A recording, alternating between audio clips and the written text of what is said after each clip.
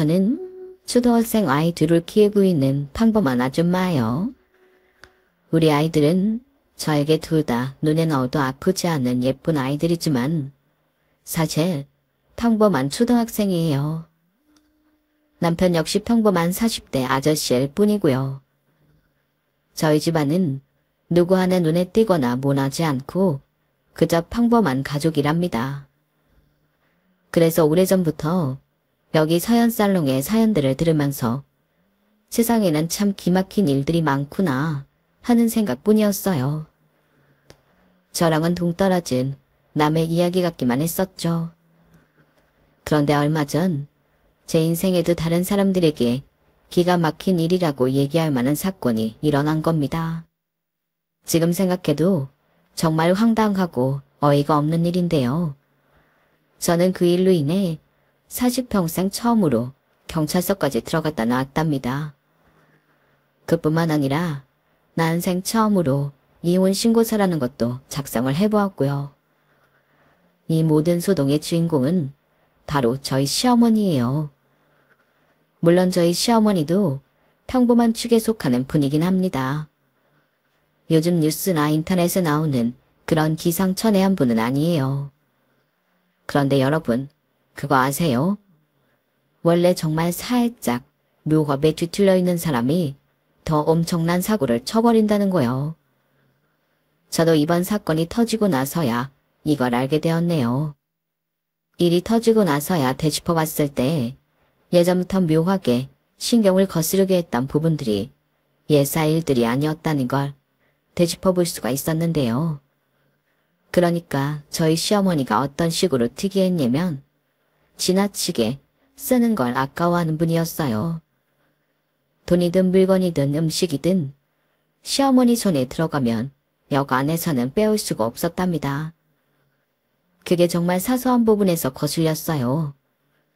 예를 들면 식당에서 밥을 먹을 때는 이런 일들이 빈번했습니다.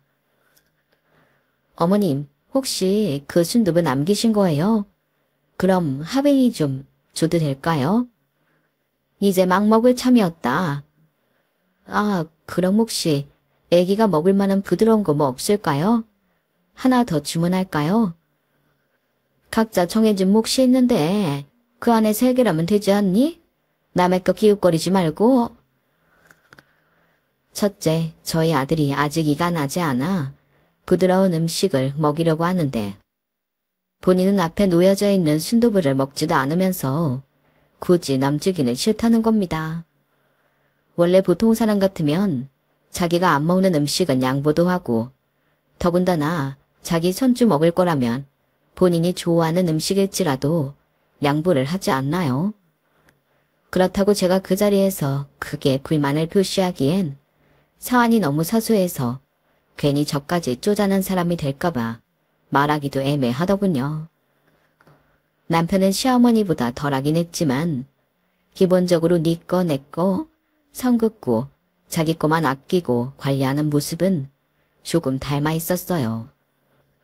사실 이런 성격이 범죄를 저지르지 않는 한 옆에 사람만 기분 나쁘게 할 뿐이지 돈을 모으기에는 딱 좋은 성격이에요. 남편은 결혼 초기부터 지금까지 차곡차곡 돈 관리를 잘 해왔고 가정적인 사람이기도 합니다. 저희 시어머니 역시 아끼는 만큼 돈 걱정 없이 잘 살고 계시고요. 저도 그건 배울 점이라고 생각은 합니다. 하지만 시어머니는 아무리 좋게 넘어가려고 해도 너무 뻔뻔하고 염치가 없는 스타일이셨어요. 공짜라면 아주 환장을 하는 분이셨죠. 예전에 제가 둘째를 낳기 전 둘째를 임신한 채로 시어머니랑 첫째 아들이랑 셋이 장을 보러 갔었어요. 당시 저는 만삭이었고 다리가 퉁퉁 부어있던 상태라서 장 볼 것만 빠르게 보고 집으로 돌아가고 싶어서 쪽지에 미리 적어온 물건들만 빠르게 카트에 담고 있었죠. 그런데 시어머니는 제가 장을 보던 말던 제 아들을 데리고 사라지시는 거예요. 금방 오겠거니 싶었는데 한참이 지나도록 안 와서 대체 어딜 갔나 싶었는데 시어머니는 제 아들이랑 둘이서 두 손 가득 종이컵을 들고 나타나더군요. 시식 코너에서 사용하는 그 소주잔 크기의 종이컵 말이에요. 세상에 어머님, 이게 다 뭐예요? 이거는 만두고 여기에 하빈이가 스파게티랑 떡갈비 가져왔다. 마실 건 이거 마시거라. 너 좋아하는 떡갈비는 좀 몇 개 가져왔어. 아니, 근데 너무 많이 가져오신 거 아니에요? 이따가 저녁도 먹을 거고. 그리고 시식 코너에서 이렇게 여러 개씩 가져와도 되는 거예요? 저녁은 뭐하러 먹니? 여기서 공짜로 뷔페처럼 먹으면 되지. 일단 가져온 거 먹고 모자라면 다 갖다 먹거라. 나중에 알고 보니 시어머니는 제 아들을 데리고 시식 코너 매대마다 음식을 4-5개씩 마구 집어먹고 왔더라고요. 그것도 모자라서 매대 위 종이컵에 담아 진열해 놓은 음식들도 전부 가져온 거였죠. 저한테 먹으라고 가져온 음식들만 둘이 합쳐서 10개는 됐어요. 제가 그 말을 듣고 기겁을 하면서 직원분들이 힘들게 일하시는데 그건 좀 너무한 거 아니냐고 그만 먹으라고 말려보아도 시어머니는 말을 듣질 않으셨죠. 어차피 우리가 안 먹으면 다른 손님이 먹을 거 아니니? 직원이 일하는 시간은 똑같은데 그걸 뭐하러 신경 써. 그리고 어차피 그 사람들은 그게 일이야. 시어머니는 그런 소리를 사람들 많은 데서 당당하게 얘기하는 거예요. 저는 남들 눈도 신경 쓰이고 너무 창피해서 장 볼 것들만 후다닥 보고 계산까지 마치고 나와버렸어요. 만삭인 제가 혼자 장 보고 계산하고 차에 짐을 싣는 동안 시어머니는 제 아들을 데리고 마저 시식 코너를 돌고 오셨죠. 차에서 기다리고 있는데 얼마나 기가 막혔는지 모릅니다. 나중에 저희 집으로 돌아와서 제 아들을 앉혀놓고 이모들 힘들게 일하는데 그러면 안 된다고 한참 동안이나 가르쳐야 했어요. 그런데 그 일이 있고 나서 얼마 뒤에 남편과 함께 주말에 집 근처를 나갔는데 글쎄 남편도 똑같은 행동을 하려고 하더라고요. 길거리에서 가게 홍보를 위해 물티슈를 나눠주는 분이 있었거든요. 그런데 남편은 그분에게 다가가서 너무나 당당하게 3개만 더 달라고 하는 거였죠. 제가 하지 말라고 남편의 팔을 찰싹 내리치자 그나마 남편은 말은 됐더군요. 그때 남편이 순순히 말을 듣지 않았다면 진짜 정 떨어질 뻔했어요. 그 뒤에는 둘째를 낳고 키우느라 정신이 없었고 이후로는 이렇다 할 사건은 또 없었어요. 처음에 말씀드렸던 식당에서의 일처럼 자잘한 일들만 있었죠. 하지만 역시나 큰 행사가 생기니 또 시어머니의 거지근성이 발동되더군요. 남편의 사촌 동생이 결혼을 한다고 해서 저희 가족들이 전부 축하해주러 결혼식장을 갔던 날이었어요. 그때 우리 아이들은 큰아들이 초등학교, 작은딸이 어린이집을 다니고 있을 때였죠. 아이들이 너무 어렸을 때 봐서 기억 못하는 어른들도 있으니 애들을 데리고 다니면서 인사를 시키고 있었어요. 그런데 시어머니가 오셔서 갑자기 분위기를 흐리시는 겁니다. 빨리 세배 드리고 세뱃돈 주세요 해. 예빈이 세배 배웠지? 얼른 삼촌한테 세뱃돈 달라 그래. 아 어머니 그만 좀 하세요. 그만. 아니 설 지난 지 얼마나 됐다고 그래. 엊그제가 설이었구만. 2주 전이 뭐고 엊그제예요. 어머님 좀 그만하세요. 시어머니는 다른 사람들의 불편한 기색에도 아랑곳 않고 자꾸 애들을 부추겼어요. 보다 못한 제가 말려봐도 말을 듣지 않으셨죠. 그러더니 신랑 신부보다도 우리 애들 세배하는 게 더 예쁘지 않냐면서 망언까지 하시는 겁니다. 저는 기겁을 하고 애들을 빼내서 예식장 안으로 들어와 버렸어요. 일부러 자리가 2자리만 남은 테이블로 가서 앉고 시어머니 쪽은 쳐다도 보지 않았죠. 결혼식이 끝나고도 식사를 하는 동 마는 동 하고 애들을 데리고 집으로 와버렸습니다. 그러자 홀로 남아 시어머니를 챙겨드리고 온 남편이 저에게 뭐라고 하더군요. 그날 남편이랑 아주 제대로 싸웠네요. 당신 이게 뭐야? 갑자기 엄마랑 나만 두고 이렇게 가버리는 게 어딨어? 우리가 아무리 불러도 못 들은 척하고 엄마가 얼마나 무안해하셨는지 알아? 무안해하시기는 남의 애들 앞세워서 앵벌이 해놓고?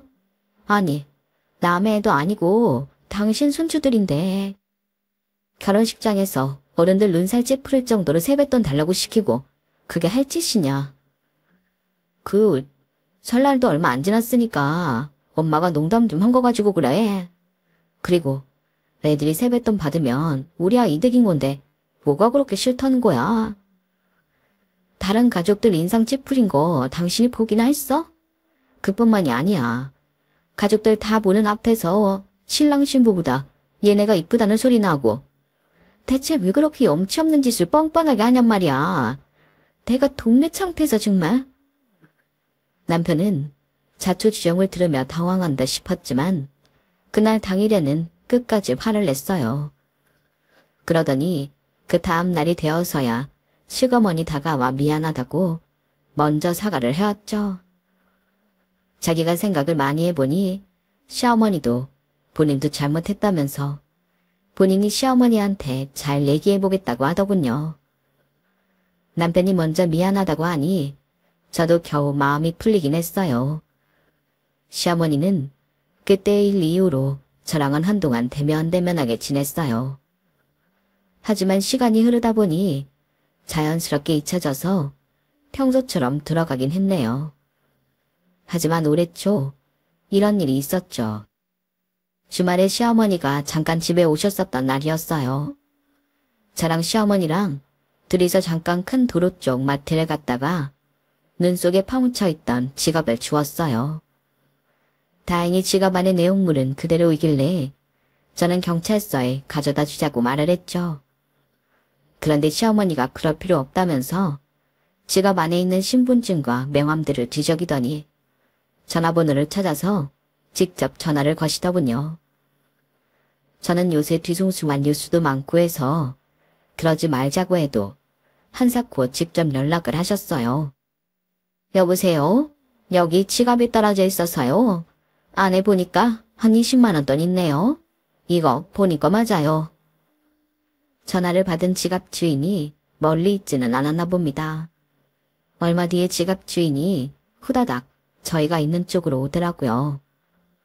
주인은 저희에게 정말 고맙다고 몇 번이나 허리 숙여 인사를 했어요.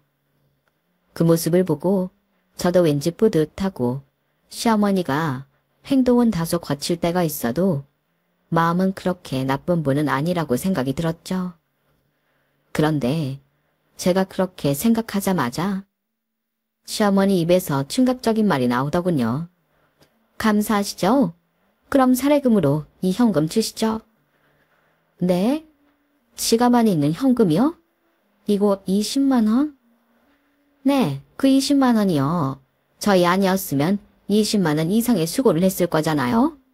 원래 법적으로도 이전거 찾아주면 사례금 좋아해요. 20만 원을 다요? 그럼 찾아준 사람한테 그 정도 배상도 아깝다는 거예요? 그럼 최소한 반 이상은 줘요. 원래 경찰서를 갖다 줬어도 그 정도는 찾아준 사람한테 주라고 한다니깐. 시어머니의 말이 어느 정도 맞는 말이긴 했지만 그렇다고 지나치게 당당하게 돈을 요구하는 모습에 지갑 주인도 저도 표정이 안 좋아지기 시작했죠. 보다 못한 제가 아우 됐어요. 그냥 가세요. 괜찮아요. 이렇게 말려보려고 했는데 시어머니는 그런 저에게 정말 발작하듯이 소리를 지르며 화를 내시는 거였어요. 네가 뭔데 나서 넌 가만히 있어. 얼굴이 새빨개지며 소리를 지르는 모습을 보고 지갑 주인은 10만 원을 시어머니에게 쥐어주곤 그냥 그 자리를 피해버리더군요. 10만 원을 받아든 시어머니는 저에게 계속해서 화를 냈어요. 왜 그 상황에서 제가 나서냐 이거였죠. 제가 그럼 그 길바닥에서 돈 뺏는 사람처럼 계속 그러고 있을 거였냐고 하자 당연히 받았어야 되는 금액이라며 역정을 내셨어요. 시어머니는 집에 도착해서 남편이 중재를 해준 이후에야 화를 삭히셨어요. 저 역시 남편 덕에 겨우 억지로라도 마음을 풀었죠. 그러다가 얼마 전에 그 사건이 벌어진 거였어요. 저희 친정엄마는 반찬 가게를 하고 있는데요. 가끔씩 저희 집에 오셔서 반찬을 주고 가시기도 하고 제가 시간 날 때마다 엄마 일을 도와드리고 반찬 몇 개 가지고 오기도 해요. 그렇게 받은 반찬 중 일부는 시어머니께 드리기도 했었고요. 사건의 발단은 시어머니가 몇 개월 전부터 손목 통증을 호소하신 거였어요. 혼자 사시는데 나이도 있으신 분이 손목 안 좋으면 아무래도 밥해 먹기 여의치 않을 것 같아 제가 틈틈이 시댁으로 가서 청소도 해드리고 반찬도 전보다 더 자주 가져다 드리곤 했었는데요. 그런데 정형외과를 오가시던 시어머니가 병원 근처에 저희 친정엄마가 하는 반찬 가게에 있다는 걸 알게 되신 거예요. 그전에는 저희를 통해서 얘기나 몇 번 들어봤지 실제로 가게를 찾아가신 건 처음이셨거든요. 제가 이미 시댁에 자주 가서 먹는 것도 챙겨드리고 집안일도 해드리는데 시어머니는 굳이 저희 엄마 가게에 가서 손목 아파서 밥해 먹기 어렵다는 소리를 했다고 해요. 친정엄마는 그 얘기를 듣고 가끔 들러서 편하게 반찬을 가져가라고 사돈께는 돈 받지 않겠다고 얘기를 하신 거죠. 그러자 시어머니는 그날 이후로 병원에 갈 때마다 저희 엄마 가게에 들러서 반찬을 아주 제대로 쓸어 담기 시작한 겁니다. 보다 못한 친정엄마가 시어머니에게 한 소리 하시면서 싸움이 붙었어요. 아니, 혼자 사시면서 뭘 이렇게 많이 가져가세요. 두세 개 가져가시는 건 그렇다 치는데 종류별로 여러 개씩 무슨 20개씩이나 가져가시냐고요. 언제는 공짜로 가져가도 된다면서요. 아픈 사람한테 반찬 좀 나눠주는 게 그렇게 아까우세요. 사람이 호의를 베풀었으면 적어도 상식적으로 행동해야 할 거 아니에요. 적당히 혼자 먹을 만치만 가져가시면 되지. 누가 이렇게 20개씩 가져가라고 했냐고요. 이것도 다 저희가 돈 받고 파는 건데. 아니, 나는 이게 혼자 먹는 약이라니까요. 나는 원래 반찬 많이 먹는 스타일이에요. 도저히 말이 안 통하니까 결국 친정엄마가 저한테 전화를 하신 거였죠. 저도 친정엄마 전화를 받고 나서야 그간 이런 일이 있었다는 걸 알게 되었어요. 전화를 받고 저와 옆에 있었던 남편이 같이 친정엄마의 반찬 가게로 후다닥 달려나갔는데요. 도착해보니 시어머니는 반찬을 가득 담은 검은 비닐봉투 4개를 꼭 쥐고 버티고 계시더라고요. 그 모습을 보는데 얼마나 기가 막히던지요. 남편이 먼저 가게 안으로 들어가 저희 친정엄마한테 사과를 하고 자기가 반찬값을 계산해드리겠다고 나섰죠. 남편은 당장 수중에 있는 현금을 지갑에서 전부 꺼내서 카운터에 채워 넣어줬어요. 하지만 그간 시어머니가 가지고 간 반찬값에 비하면 적은 금액이었죠. 시어머니가 당장 움켜쥐고 있는 봉지 사이즈만 봐도 저는 감이 잡혔거든요. 하지만 당장은 친정엄마를 달래드리는 게 더 급했고 남편 역시 시어머니를 달래서 집으로 발에다 드리러 나갔어요. 남편과 시어머니가 나가자 친정엄마는 참고 참던 소관 이야기까지 전부 쏟아내셨죠. 세상에 무슨 저런 옆엔 내가 다 있니? 당참 내가 살다 저렇게 기가 막힌 인간은 또 처음 본다. 몇 번은 예빈이까지 데리고 오면서 반찬을 쓸어 가더라니까. 애기 있는 데서 꺼낼 얘기가 아니니 내가 참고 있다가 울릴 말한 거야. 그런데 저런 반응이라니? 니네 시모는 염치라고는 없다니? 너한테도 저딴 식으로 굴어? 저도 그렇게 당한다는 식의 많은 삼가고 그냥 친정엄마 화가 어느 정도 풀릴 때까지 달래드리다 집으로 돌아왔습니다. 그리고 조금 뒤에 남편이 집으로 돌아오더군요. 사실 친정엄마 앞이라 티를 안 냈을 뿐이지 속으로는 어마어마하게 화가 나 있던 저는 남편이 오자마자 한마디를 했는데요. 남편은 뻔뻔하게도 시어머니 편을 드는 겁니다. 그래서 적당히 잘 나무랐잖아. 반찬값도 챙겨드렸고. 그럼 다 해결된 거 아니야? 엄마 혼자서는 적적하시니까 동네 아줌마들이랑 같이 식사하시나 보지. 우리 엄마는 혼자 사시잖아. 좀 봐주면 안 돼? 우리 엄마는 그럼 시간이 남아 도셔서 이 더운 날 하루 종일 불판 앞에서 반찬 만들고 계신 줄 알아? 엄마가 어머님 손목 아프시다니까 호의 잠깐 베푼 걸 무슨 권리 있는 양욕심을 부리냐고. 사람이 정도라는 게 있고 상식이라는 게 있지. 어쩜 그렇게까지 뻔뻔해? 지금 이런 일이 한두 번이야. 그럼 내가 엄마가 장모님 반찬 가져갈 때마다 따로 금액 보내드릴게. 그럼 됐어. 가족끼리 그렇게 칼로 딱딱 자르듯이 구는 걸 원하는 거면 그렇게 해주겠다고. 지금 말 다 했어. 우리 엄마가 후회를 베푼 게 잘못이야? 당신 어머니가 거지근 생긴 게 문제지. 말을 꼭 그딴 식으로 해야 돼? 우리 엄마가 뭘 그렇게까지 잘못했다고 그러는 거야. 그럼 나도 묻자. 우리 엄마가 뭘 잘못했길래 장의사 손해보면서까지 어머님을 받으려야 해? 그래서 내가 그 돈 주겠다잖아. 내가 언제까지 당신 편만 들어줘야 해? 남편은 자기는 맨날 제 편을 들어줬는데도 제가 불만이 없어지지 않는다며 집 밖을 나가버리더군요. 그리고 저희 엄마한테 그간 반찬값이라며 30만 원을 입금했대요. 그간 가져간 반찬 다 따지면 원가만 50만 원 될 텐데 가격도 모르면서 자기 멋대로 돈을 입금한 것에 저는 또 한 번 화가 났어요. 친정엄마는 남편에게 시어머니가 반찬을 가져갈 때마다 금액을 알려주겠다고 답장했다고 했고 그렇게 그 일은 일단락 되는 것 같았습니다. 물론 저희 부부는 계속해서 냉전 중이었지만요. 그렇게 몇 주가 흘렀어요. 여전히 남편과 사이가 좋지 않아도 애들 키우고 일하느라고 정신이 없었죠. 사실 그전부터 계속 그래왔던 것처럼 남편과의 사이는 언젠간 스르륵 풀리겠지 싶은 마음도 있었기에 크게 신경 쓰지 않고 하루하루를 살고 있었어요. 그러다 하루는 어린이집이 끝난 딸아이를 데리고 집으로 가던 길에 친정엄마의 반찬 가게를 들렀는데요. 거기가 시장 아니라서 가끔 식사거리를 통으로 사와서 저녁을 먹거나 애기 입맛에 맞는 간식을 사주기도 좋아서 한 번씩은 들렀었거든요. 친정엄마 얼굴도 좀 볼 겸 해서요. 그런데 엄마랑 잠깐 얘기하는 동안 딸아이가 제가 사주지도 않은 꽈배기를 손에 쥐고 먹고 있는 겁니다. 저는 순간 깜짝 놀라 딸아이를 나무랐어요. 예빈아, 너 그거 어디서 났어? 옆집 진열대에 있는 거 그냥 집어오면 돼, 안 돼? 사장님한테 말씀드렸어?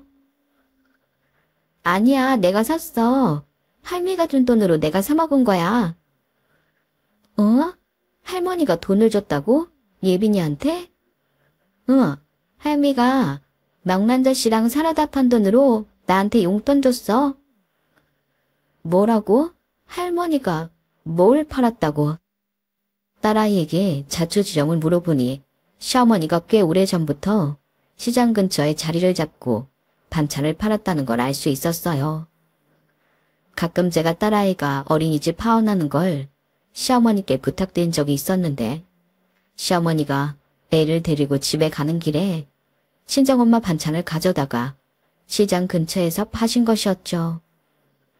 딸아이는 그런 일이 여러 번 있었다고 말했어요. 딸의 입장에서는 외할머니도 보고 할머니가 반찬을 파는 동안 꽈배기며 아이스크림이며 간식도 사주니까 신이 나서 따라다녔던 거고요. 저랑 친정엄마는 그 얘기를 듣자마자 곧장 딸애가 말한 장소로 갔습니다. 사실이라면 시어머니가 영업 허가를 받은 것도 아닐 텐데 잘못했다간 큰일이 날 수도 있으니까요. 그런데 딸애가 이끄는 곳으로 가니 애가 말한 것처럼 시어머니가 버젓이 반찬을 팔고 있는 겁니다. 근처에 다른 반찬 가게도 있는데 대놓고 종이박스 한 면을 오려서 반찬 팝니다. 라고 적어놓은 채로요. 친정엄마 말로는 그날 오전에도 평소처럼 반찬을 몇 봉지 챙겨갔다고 하는데 그 반찬을 길거리에서 그렇게 팔고 있었던 거죠. 시어머니는 저희가 다가가도 전혀 당황하는 기색도 없이 오히려 어쩐 일이냐며 태연하게 물어보시더군요. 저희는 기가 막혀서 시어머니께 이야기했어요. 어머님, 지금 뭐 하시는 거예요? 남의 음식을 이렇게 가져다 파시면 어떡해요? 그것도 버젓이 영업하고 있는 반찬가게 앞에서. 너무 양심 없으신 거 아니에요? 참나? 어차피 팔 거 아니었니? 우리 아들이 값도 다 치른 걸로 아는데 무슨 말을 그딴 식으로 하니? 어차피 나한테 주기로 한 반찬 내가 이걸로 뭘 하든 무슨 상관이냐고. 이보세요 사부인. 정말 너무한 거 아닙니까? 원래 치기로 한 게 무슨 사부인 권리라도 되는 줄 아세요? 우리 몰래 이런 짓 하고 있는 줄 알았으면 절대 반찬 가져가란 얘기 안 했을 거예요. 다른 사람이 힘들게 만든 반찬 이렇게 내다 파시는 거 정말 양심의 가책도 못 느껴요? 양심의 가책 같은 소리 아십니다. 이게 창사수완이라는 거예요. 내가 안 사돈 보다 똑똑하게 돈 벌고 있으니까 배 아픈 모양인데 괜히 남의 장사에 소금 뿌리는 짓 하지 말고 그만 가세요. 어머님, 영업 허가도 없이 이렇게 장사하시면 안 된다니까요. 영업 허가는 무슨 썩어지지 못해. 그런데 그때 경찰차 한 대가 저희 쪽으로 다가오더니 경찰 2명이 내려 시어머니한테 왔어요. 저랑 친정엄마는 순간적으로 얼어붙었는데 시어머니는 여전히 아무런 긴장도 하지 않으시고 경찰들을 빤히 바라보았죠. 아주머니, 여기 자릿세 내고 하시는 거예요? 영업허가는 받으셨어요? 뭔 영업허가? 아니, 무슨 할머니가 반찬 몇 개 파는 것 가지고 영업허가니 뭐니 떠들어. 요 앞 반찬 가게에서 신고 들어왔어요. 이거 엄연히 불법 판매예요, 아주머니. 아이고, 알았어. 잘못했시다. 요즘 시대에 무슨 경찰이 이렇게 일반 서민한테. 오늘 장사는 접을 테니까 이만 가세요. 그리고 여기 사진, 이거 본인 맞으세요? 경찰관 한 명이 품에서 종이를 한 장 꺼내 시어머니한테 보여줬는데 그때는 저랑 친정엄마는 그 종이 안 내용을 못 봤어요. 시어머니만 보셨는데 갑자기 아무 말도 못하고 안색이 창백해지시더라고요. 일단 서로 좀 가십시다. 예? 이거 내가 파는 거 아니에요. 얘네 집에서 파는 거라고요. 아니에요. 저희도 피해자입니다. 저희 반찬 가게에서 매번 값도 제대로 안 치르고 반찬을 가져가더니 여기서 이렇게 불법 장사를 하고 있는 줄은 꿈에도 몰랐어요. 안 그래도 지금 와서 나무라는 중이었습니다. 시어머니가 저를 가리키며 변명을 하자 저희 친정엄마가 제 앞을 막아서면서 딱 잘라 얘기했죠. 경찰들은 저희 쪽은 제대로 쳐다도 안 보고 시어머니만 데리고 가려고 했어요. 여기 이분은 필요하면 저희가 따로 부를 테니까 아주머니만 따라오세요. 아니 잘못했다고요. 잘못했다고 사과했잖아요. 그리고 저거 나 아니에요. 내 말 좀 들어보라니까. 왜 사과를 해도 안 받고 내 말은 안 믿어요. 그거 나 아니라니까. 시어머니는 발버둥을 치면서 거부했고 그런 시어머니의 몸짓에 반찬들이 도로에 쏟아져 버렸죠. 일이 커질 것 같다고 판단했는지 경찰 한 명이 억지로 시어머니를 경찰차에 태웠어요. 다른 한 경찰은 쏟아진 반찬들을 대충 보자기에 싸서 가져갔죠. 한바탕 소란이 벌어지니 사람들이 지나가면서 흘끔흘끔 보다가 시어머니가 경찰들에게 끌려간 이후로는 마구 쑥덕거리기 시작했어요. 그중에는 엄마를 알아보는 분도 있어서 저희는 서둘러 자리를 피했죠. 친정엄마한테 딸아이를 맡기고 저는 경찰서로 향했어요. 뒤늦게 경찰서에 도착해 시어머니를 찾았는데 시어머니는 본격적으로 조사를 받고 계시더라고요. 제가 다가가서 무슨 일인지 물어보았는데 글쎄 시어머니가 도둑질을 했다는 거예요. 경찰이 굳이 체크론까지 채워가며 서로 데려온 이유가 있었더군요. 공중화장실에서 휴지를 상습적으로 훔쳐가셨죠? 여기 가방에 이거 챙겨가고 있으신 거잖아요. 그거 나 아니야. 나 아니라고요. 아니긴 뭐가 아니에요. 지금 메고 있는 가방도 이거랑 똑같으신데. 그리고 생활 쓰레기도 여기저기 무단투기 하셨잖아요. 음식물 쓰레기 이거 저번 달만 5번을 버리셨네. 같은 곳에. 그 쓰레기 봉투를 돈 받고 파는 게 더 이상한 거지. 말도 안 되는 짓거리들을 하고 있어. 쓰레기 봉투 사는데 몇 천 원 뜬다는 게 말이 돼? 말이? 마트에 비치된 종이 박스도 훔쳐가시고. 아니, 생활도 어렵지 않은 분이 왜 자꾸 이런 일을 하시는 거예요, 예? 아주머니, 이게 다 절도예요, 절도. 그 꼴을 뒤에서 보고 있자니 정말 지긋지긋하다는 생각이 들었어요. 시어머니 보호자로 나서고 싶은 생각도 싹 사라졌죠. 솔직히 말하면 도저히 나 뜨거워서 그럴 수가 없더군요. 하지만 창피함을 무릅쓰고 시어머니와 경찰에게 다가가 신원 보증을 하고 시어머니를 데리고 나왔습니다. 시어머니는 경찰서를 나오자 긴장이 풀리는 듯 더 이상 아무 말씀도 하지 않으셨어요. 저는 그런 시어머니께 집까지 택시를 타고 가시라고 택시를 불러드렸고 시어머니는 얌전히 택시를 타고 귀가하셨죠. 저는 시어머니를 보내드리고 그 길로 가까운 법원에 들러 이혼 서류를 가져왔어요. 오늘의 얘기를 듣고도 남편이 시어머니 편을 들며 우겨대는 모습이 눈앞에 선명했거든요. 그 꼬라지를 본다면 도저히 앞으로 같이 살고 싶지 않을 것 같았습니다. 저는 친정에 하루만 아이들을 맡아달라고 부탁을 해서 애들부터 보냈어요. 그리고 이혼 서류에 제 몫을 다 적고 도장까지 딱 찍어놓고서 남편을 기다렸죠. 저녁이 되어서 퇴근한 남편은 아무것도 모른 채로 들어오더군요. 평소처럼 양말을 아무렇게나 벗어놓고 옷도 대충 보이는 의자에 걸쳐 놓으면서요. 저녁밥은 먹어야겠는지 배나 긁으면서 식탁으로 오던 남편은 그제서야 달라진 집안 분위기를 알아챈 듯 주위를 둘러보았죠. 음식은커녕 제가 딱딱하게 굳은 표정으로 A4 용지 하나만 식탁에 올려놓고 앉아있으니까 남편이 주춤거리며 다가오더군요. 뭐야, 하빈이랑 예빈이는? 외할머니 집에 앉아. 이게 뭐야? 이혼 신청서? 당신 갑자기 왜 그래? 오늘 어머니 경찰서 가셨어. 엄마가 경찰서를? 왜? 무슨 일인데? 우리 엄마가 만든 반찬을 무식하게 싹 쓸어가더니 길바닥에서 팔고 계셨더라? 그래? 그래도 뭐 매일같이 파셨던 것도 아니고. 그간 팔아치운 반찬이 300만 원이었대. 300만 원. 그것도 다른 반찬 가게 앞에서. 어머님 빨간 줄 긋지 않으려면 그 집 주인이랑 합의해야 된대. 그뿐인 줄 알아? 공중화장실에서 휴지를 훔치셨댄다. 종량제 봉투 사는 돈 그거 몇천 원이 아깝다고 여기저기 쓰레기도 버리고. 그래서 지금 나랑 이혼하겠다는 거야? 난 더 이상 어머님 저렇게 비상식적으로 궁상 떠는 모습 못 봐주겠어. 솔직히 말하면 아직 꼴도 보기 싫어 죽겠다고.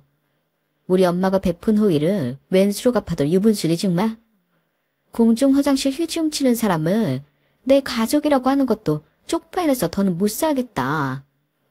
그게 무슨 잘못인지 인지도 못하는 당신도 똑같아. 당신도 똑같이 못 봐주겠다고. 옛말에 사람 고쳐 쓰는 거 아니랬어.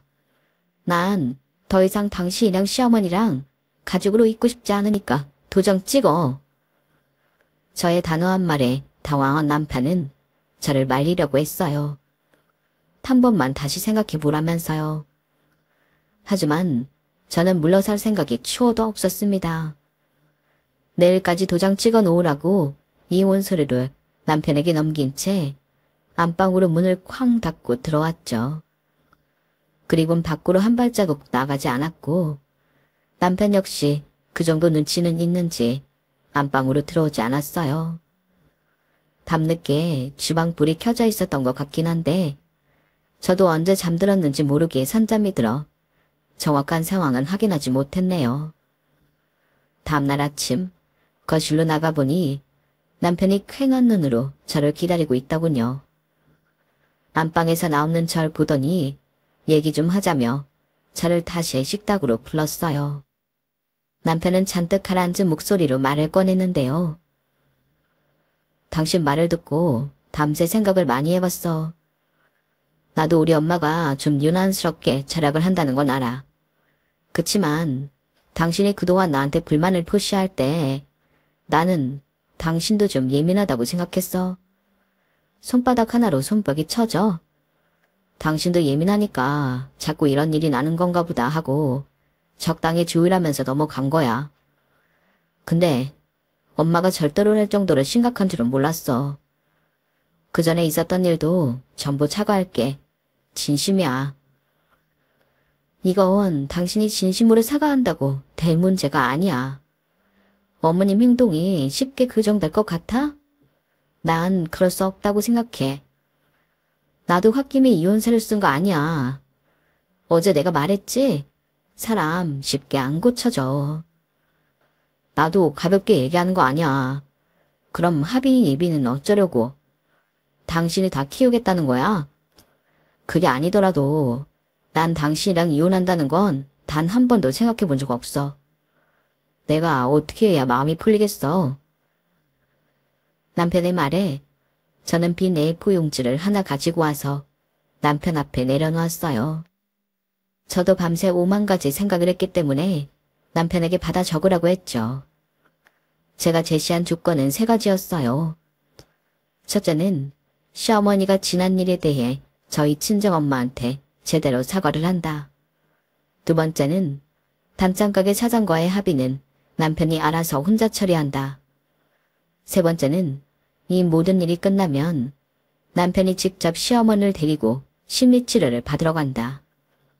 이렇게 3가지 조건을 남편은 전부 받아 적었고 이 3가지를 지키지 않는다면 제가 이혼을 요구할 때 군말 없이 이혼해주겠다는 각서를 써서 서로 지장을 찍었어요.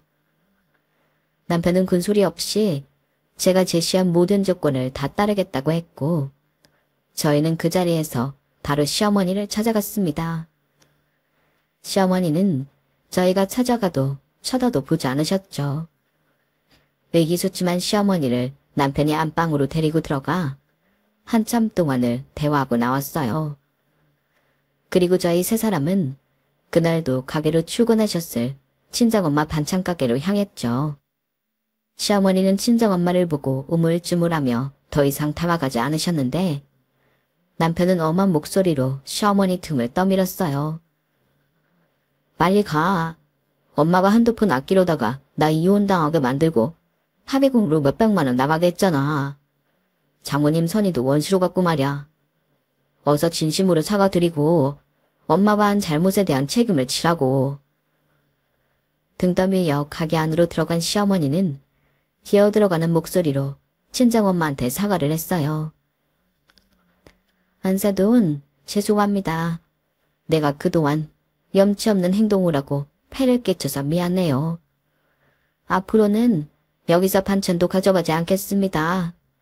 선의를 베풀어 주셨는데 죄송해요. 뉘우치셨다면 다행입니다. 제발 지금 하시는 사과가 사부인 진심에서 나온 말이길 바래요. 사람이 자기 멋대로 다 하고 살 거면 뭐하러 법이 있고 도덕이 있겠어요. 앞으로는 부디 상식적으로 사시길 바랍니다. 사부인 한 사람 때문에 한 사방이 피해본 금액이 여태다 얼마예요? 에휴. 장모님, 저도 그동안 정말 죄송했습니다. 이게 다 제가 안일했던 탓이에요. 제가 책임지고 시정하겠으니 마음 풀어주세요. 앞으로는 걱정하실 일 생기지 않도록 하겠습니다. 그래, 한서방이 그렇게 말해준다면 한 번 더 믿어보마. 친정엄마는 그래도 직접 찾아와 사과를 한 성의를 봐서라도 마음 풀겠다며 시어머니와 남편을 용서해 주었어요. 이후 남편은 또 한 번 시어머니를 데리고 반찬가게 사장님을 찾아가 사과를 하며 어찌저찌 잘 사과를 하고 왔다고 해요. 그건 제가 아이들을 다시 데려오느라 같이 가지 못했네요. 그리고 2주 뒤에 남편은 시어머니를 데리고 상담을 다녀왔는데 상담사에 따르면 주기적으로 행동치료가 필요하다고 하더군요. 혼자 계시면 아무래도 교정이 되는 것이 쉽지 않으니 주기적으로 가족들의 보살핌도 필요하다고 하고요. 그 말을 들은 친정엄마는 한 가지 아이디어를 냈는데요.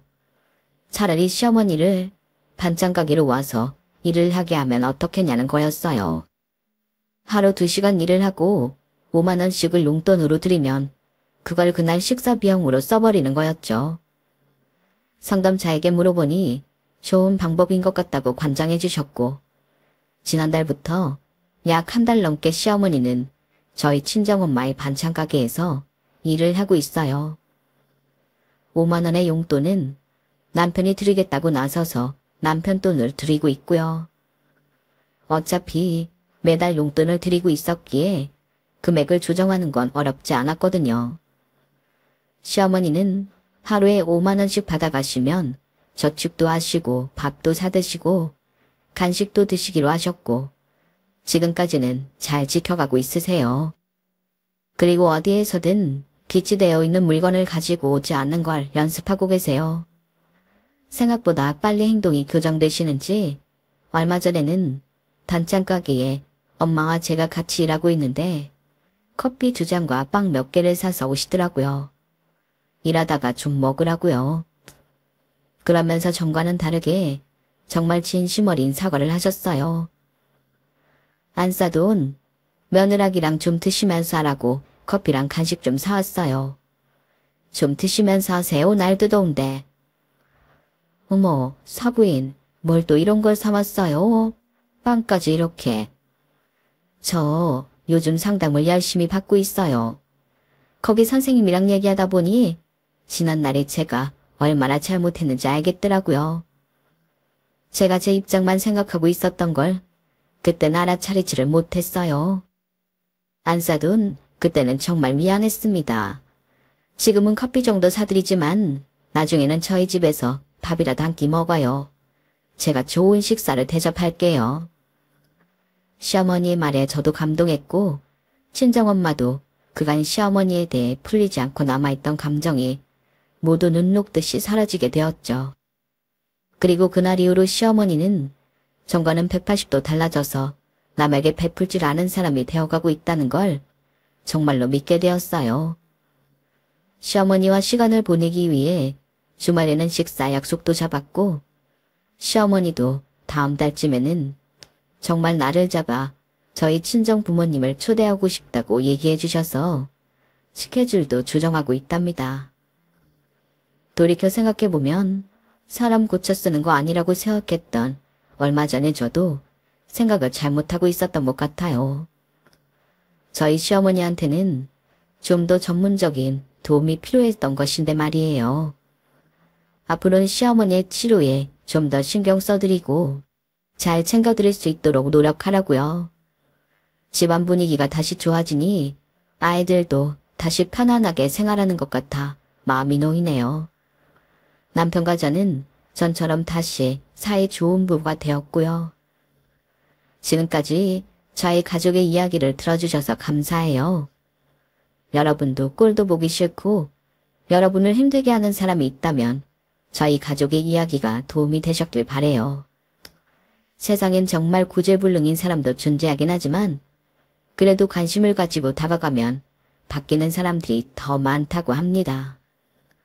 저희 시어머니가 바뀌어가고 있는 것처럼 여러분이 싫어하는 그 사람도 충분히 바뀔 수 있을 거라고 믿어요. 관계가 잘 회복되길 기도하겠습니다. 항상 행복하세요. 여러분, 사연 댓글에 응원과 현명한 조언 부탁드려요. 좋아요와 구독은 저에게 큰 힘이 됩니다. 오늘도 좋은 일 가득하세요.